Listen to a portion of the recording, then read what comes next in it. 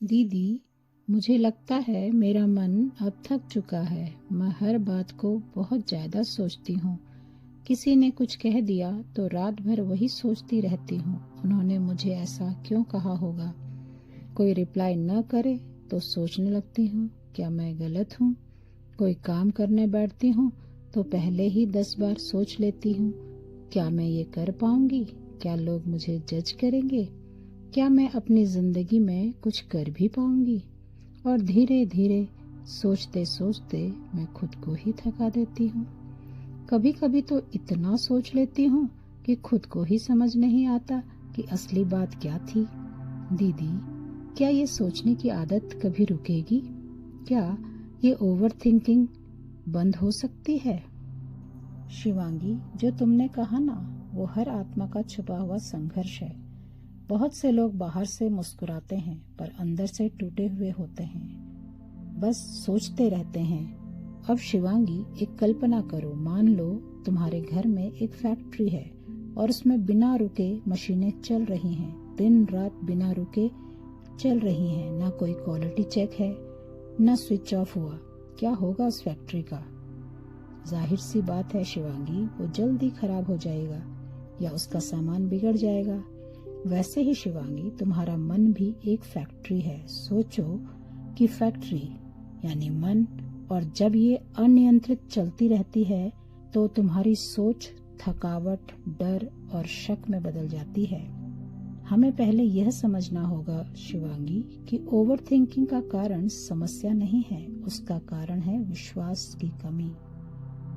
हम जब अपने भविष्य, अपने निर्णय, अपने संबंध, इन सब में भरोसा नहीं रखते तो मन बार बार संभावनाओं में उलझता है। क्या होगा अगर ऐसा हो गया तो, कहीं कोई गलती तो नहीं हो गया, मैंने कोई गलत तो नहीं किया। और ये अगर और मगर कहीं हमारी शांति को छीन लेते हैं। शिव बाबा कहते हैं, बच्चे, जो होगा अच्छा ही होगा।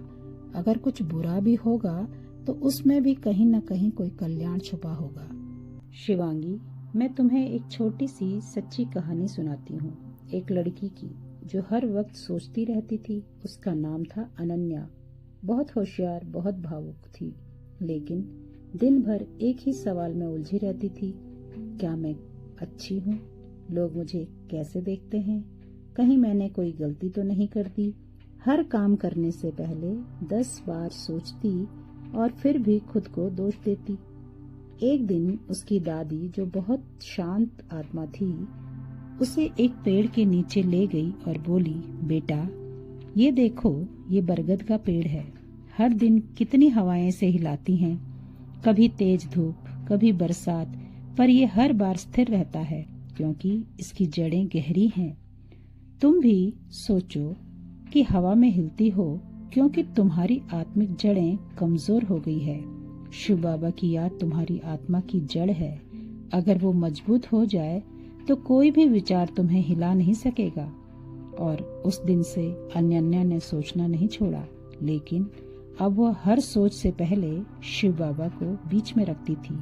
धीरे धीरे वही अनन्या, जो खुद से डरी रहती थी, अब दूसरों को शांति देना सीख गई थी।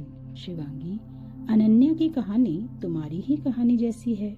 हम सब कभी न कभी उस पेड़ की तरह डगमगाते हैं क्योंकि हमारी आत्मिक जड़ें कमजोर पड़ जाती हैं। देखो, जब आत्मा शिव बाबा से जुड़ी नहीं होती तो बाहर की हर बात, हर नजर, हर साइलेंस भी ओवर थिंकिंग का कारण बन जाती है।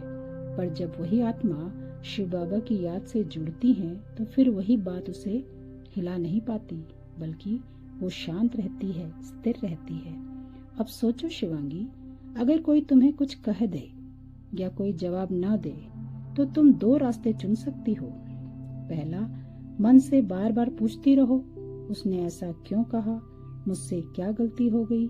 और दूसरा, या फिर बाबा से पूछो, बाबा, आपने क्या सिखाया था, क्या मैं अपने संस्कारों में उत्तर दे रही हूँ। जब तुम हर सोच से पहले शिव बाबा को बीच में रखोगी तो मन मौन में आ जाएगा और तुम्हें क्लियरिटी मिलेगी, ना कि कंफ्यूजन।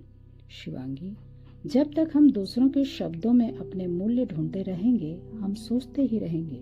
पर जिस दिन हम शिव बाबा के दृष्टि में अपना मूल्य समझ लेंगे, ओवर थिंकिंग खत्म होने लगेगी और इनर पीस शुरू होने लगेगा।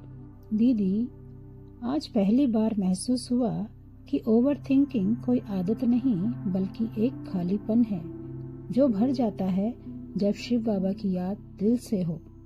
अब मैं कोशिश करूंगी जब भी मन भागे उसे पकड़कर शिव बाबा से मिलाऊंगी और फिर उसे याद दिलाऊंगी, तुम अकेले नहीं हो, तुम्हारे साथ स्वयं शिव बाबा हैं।